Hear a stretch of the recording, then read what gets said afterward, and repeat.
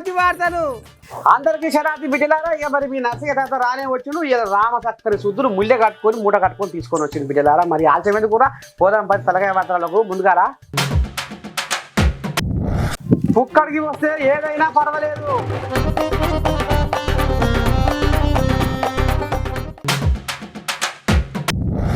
అయ్యి మాటలా తాటి మటలా.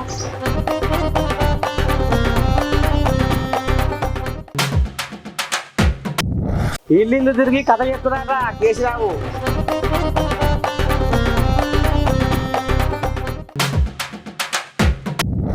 అందరూ నౌకరు చేస్తే మరి రైతులు ఎవరు కావాలి?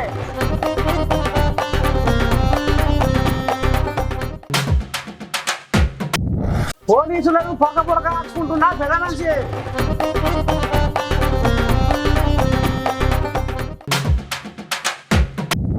ఇంట లింగాకారము బయట చక్రాకారము, ఇక్కడికి వచ్చావా జడలు దాల్చి అన్నట్టు.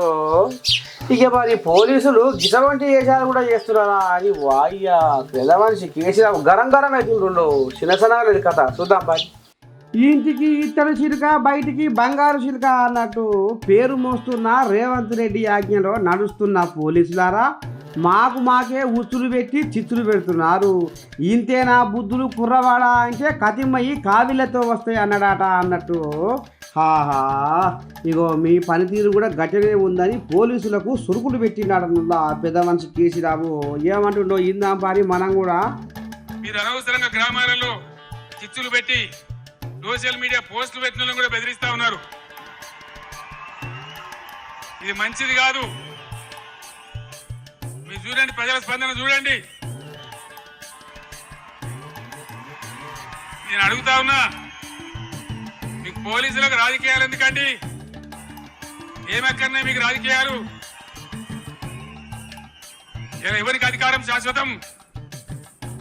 మేము 10 ఏళ్ళు ఉన్నాం ప్రభుత్వంలో. మా మీద కూడా కొన్ని కుక్కలు మొరిగినా కానీ ఏమని పాపాన పడిపోతాడన్నాం. కానీ మేము ఈ దౌర్జన్యాలు చేయలే. మేము ఉన్ననాడు కనుక పోలీసులు ఇయ్యాల చేసే దౌర్జన్యాలు పోలీసుతో చేయిస్తే ఈ కాంగ్రెస్ వాడు ఒక్కడు మిగులునా అసలు ఈ రాష్ట్రంలో? మేము అటుపోలే, ఆ దారి పట్టలే. మేము ప్రజల సంక్షేమం కోసం పనిచేసినాం. 24 గంటల కరెంటు కోసం పనిచేసినాం. పేద ప్రజల ఆకలి తీర్చాలని పనిచేసినాం. ముసలి మురిగ వాళ్లకు 2000 రూపాయల పెన్షన్ ఇచ్చి ఆదుకున్నాం. ఎంత చెప్పినామో అంత అమలు చేసి చూపించినాం. ఒకటో అరనో తప్పితే అన్నిటికన్నీ అమలు చేసినాం. 1,70,000 మంది విద్యార్థులకు ఉద్యోగాలు కల్పించినాం.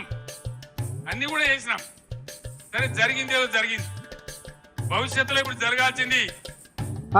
ఈత కట్టెల నిప్పు ఇంటికి రాదు, ఈడిగా వాని పెళ్ళం చేతికి రాదు అన్నట్టు సీఎం రేవంత్ మాటలు పట్టుకొని మీరు చేతులు లేకుండా అయ్యి అద్దులు దాటితే అధికారము ఎవరికి శాశ్వతం కాదు.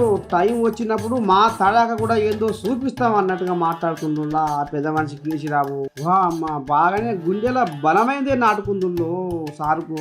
అందుకనే ఇంత ఆయాసం వెళ్ళగలుగుతుంది పెద్ద మనిషి.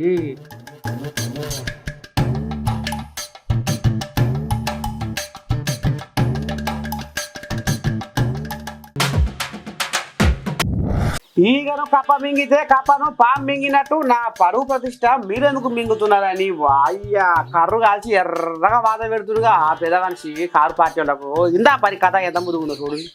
అరే ఈ లోకంలో ధర్మం ఉంటే పరలోకం బంధువు అవుతుంది అన్నట్టుగా నేను ఆలోచన చేసి ఏరికోరి భద్రాద్రి రామయ్యను కళ్ళల్లో నిలిపి మనసులో ఒలిసి రామయ్య ధ్యానంలో మునిగి తేలిపోయి నేను శాసిస్తున్న తెలంగాణ జనాలకు ఏ లోటు రాకుండా చూడు తండ్రి అని పబ్బతి బట్టి పరమాత్ముని వేడుకుంటే పనిలేని పతిపచ్చాలోళ్ళు దళిత ఉప ముఖ్యమంత్రి బట్టి విక్రమార్క సారుకు భద్రాద్రి రామయ్య సాక్షిగా అన్యాయం జరిగిందని భూకంపం వచ్చినంతగా గుండె బద్దలు కొట్టుకొని కడుపు ఎందుకు చించుకుంటుర్రు అని ఇగో బట్టి సారు గట్టి మాటలు రామబాణం లెక్క వదిలిపెట్టిండులా.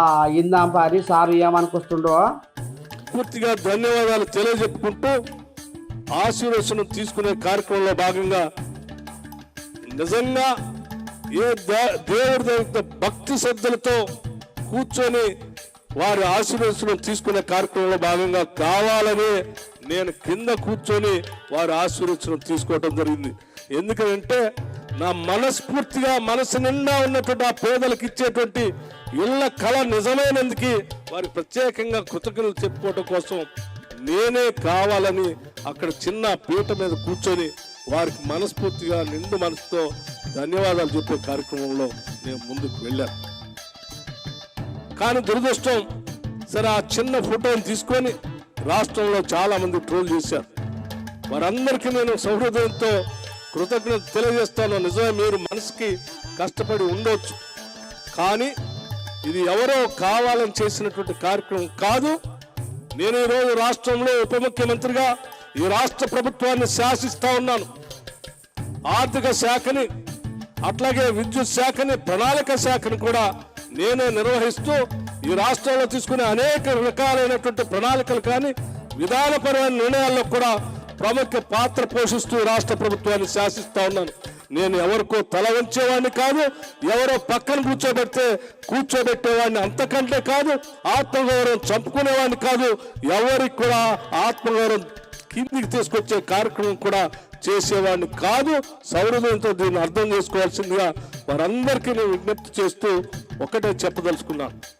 ఈరోజు మనం ఏ పేదవాళ్ళ కోసమైతే, ఏ నిరుద్యోగ యువకుల కోసమైతే, ఏ ఇల్లు లేనటువంటి వాళ్ళ కోసమైతే, ఏ పేదవాళ్ళు 200 యూనిట్ల వరకు కరెంటు బిల్లులు కావాలని కోరుకున్నారో అటువంటి వారి కోసం ఈరోజు కంకణబద్దులై పనిచేస్తున్నాం. చిత్తశుద్ధితో ఈ సంకల్పాన్ని అర్థం చేసుకోవాల్సిందిగా ప్రజలందరికీ కూడా నేను విజ్ఞప్తి చేస్తా ఉన్నాను.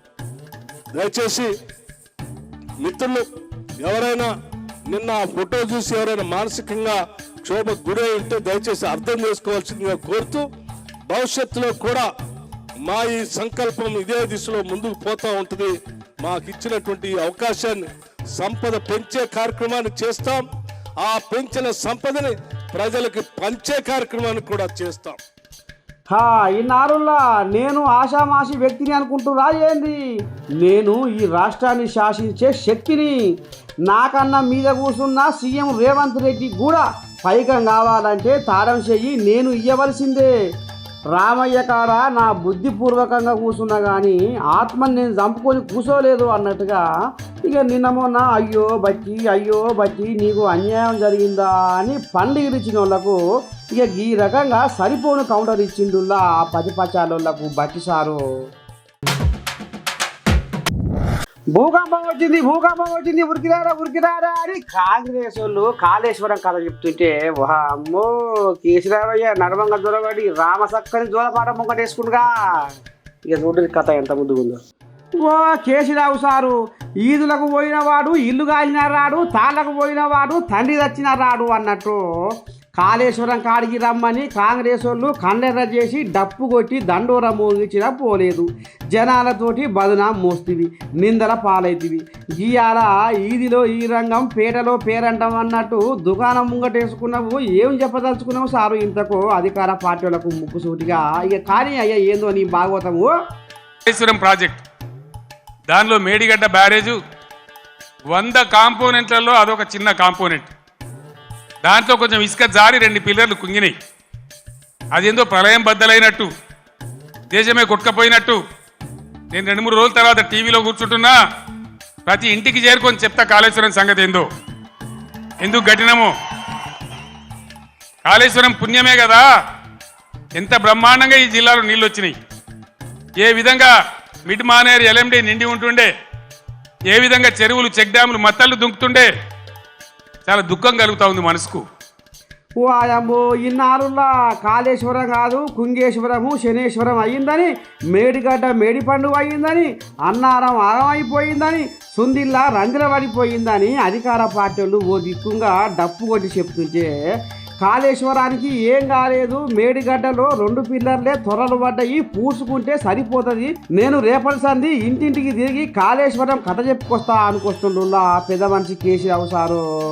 ఏమో సారు, వెనుకటికి పాలమూరు రంగారెడ్డి ప్రాజెక్టునే కుర్చీ వేసుకొని కూర్చొని కట్టిస్తా అని బొల్లి కూతని పూసి ఉత్తబుర్రేసి చేసినవాడు సారు. ఇక ఇప్పుడు కూడా నీ మాటలు మరి నమ్మమంటవా, మున్పటి కథ అవుతుందా అని అనుకొస్తుందట. ఆడి తప్పినా నీ మాటలు వింటున్నా జనాలు.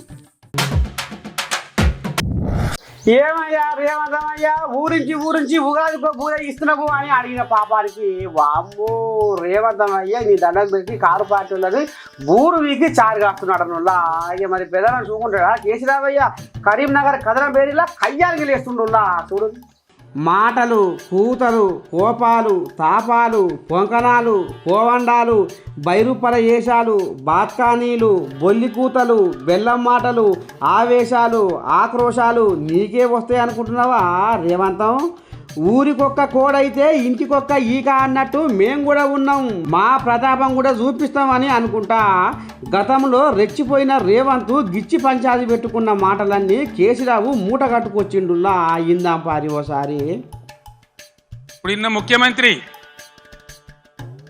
ఆయనను 6 గ్యారెంటీలు ఇవ్వయా, కరెంట్ ఎందుకు మాయమైందా, నీళ్ళు ఎందుకు మాయమవుతున్నాయని అడిగితే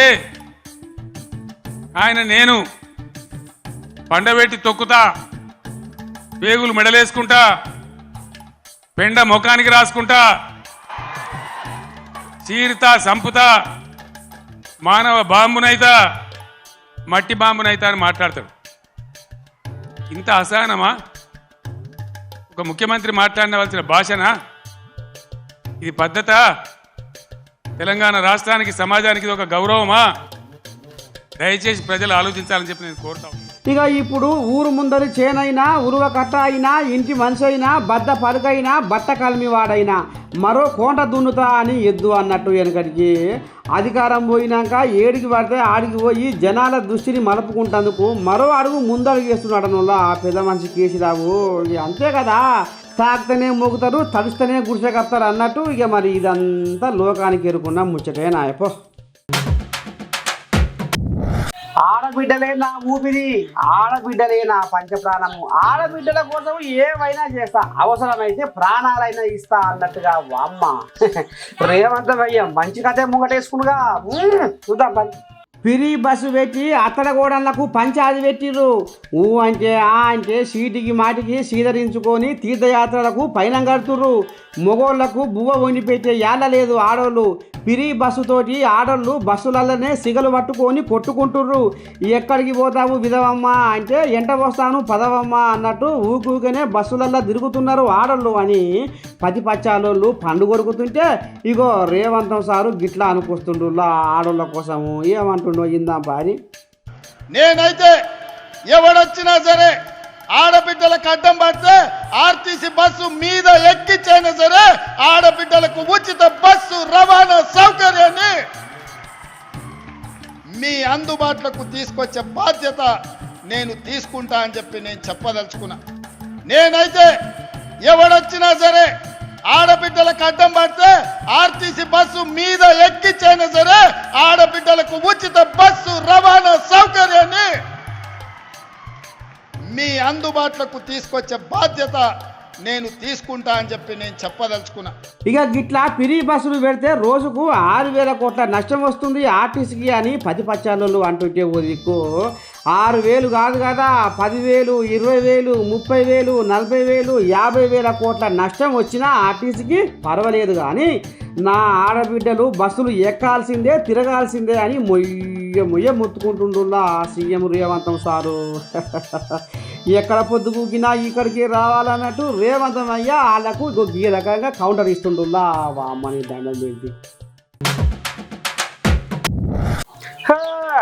కుక్కడికి వచ్చిందంటే పినాయిలు కూడా వదిలిపెట్టరు ఈ జనాలు చదవకుండా.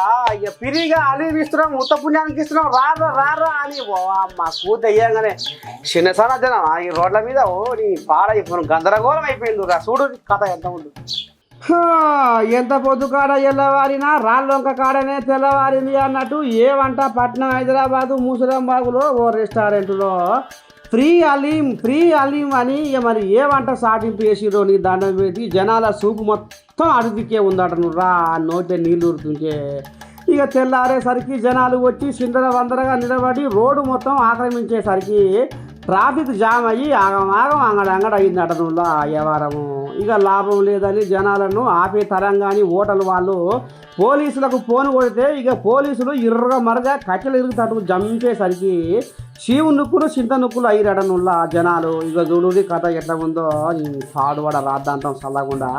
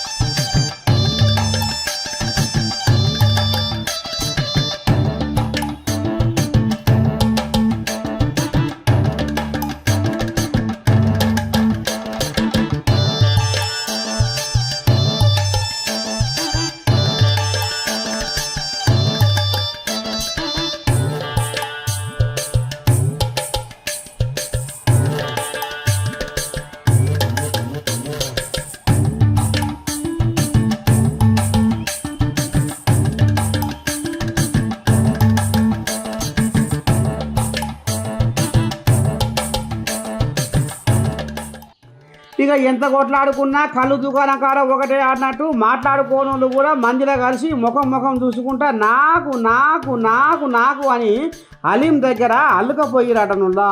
అంటే మరి అలీము ఎంత కమ్మగుంటుందో ఈ జనాలను చూస్తుంటే అర్థమై నోటే నీళ్ళు ఊరుతున్నాయి అటనుల్లా చూసే జనాలకు. కొంగకు పచ్చాపకు దోస్తానం ఉన్నదంటే ఎవరైనా నమ్ముతారా? నమ్మరు కదా. కానీ కొంగకు పచ్చాపకు రామసక్కని దోస్తానం ఉందిల్లా. చూడు ఇక నాడు శ్రీకృష్ణునికి సుధాముని కన్నా ఇంత స్నేహం ఉన్నదో లేదో కానీ ఇగో ఈ కొంగ శాప దోస్తానం చూసి నోరల్లో పెట్టి చూస్తున్నాడనుల్లా యావత్ పబ్లికు. కొంగకు ఊపిరి చేపాయరా, ఆ చేపకు పంచప్రాణము కొంగాయరా. కొంగకు ఊపిరి చేపాయరా, ఆ చేపకు పంచప్రాణము కొంగాయరా. తేనెల ఈ బంధం తెగిపోని అనుబంధం, తేనెల ఈ బంధం తెగిపోని అనుబంధం, తిరుపతిలో లేని తీయనైన ఆనందం. కొంగ చేప స్నేహబంధము, చరితలోన నిలిచిపోయే ప్రేమ బంధము. కొంగ చేప స్నేహబంధము, చరితలోన నిలిచిపోయే ప్రేమ బంధము. ఇక చూడురి కొంగ చేప అనురాగ బంధము ఎట్లా పెనవేసుకపోయిందో నా సామిరంగా.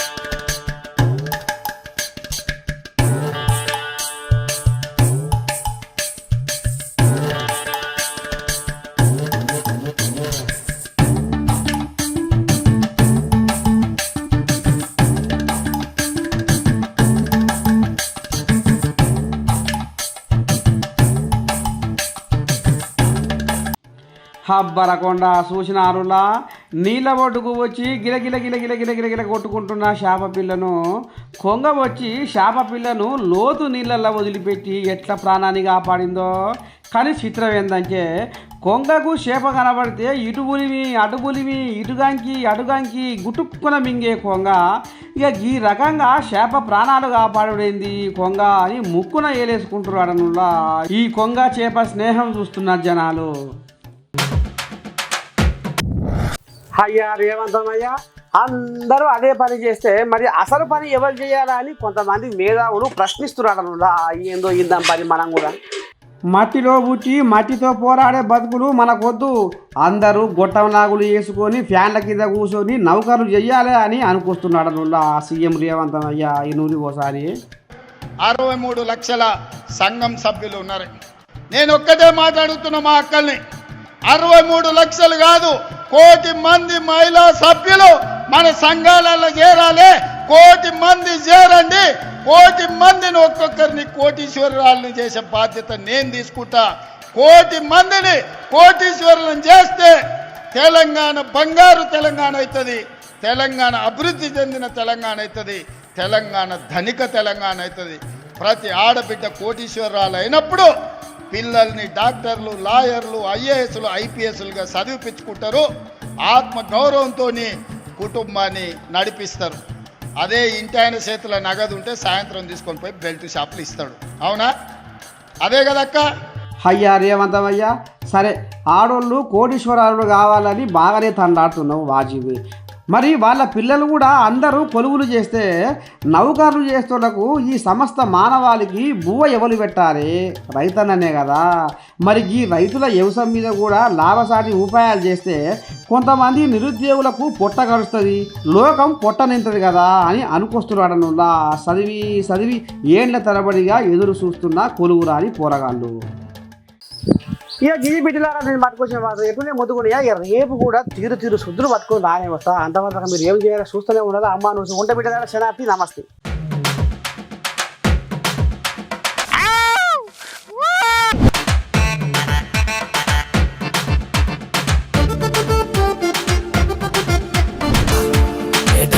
గమ్మతి వార్తలు.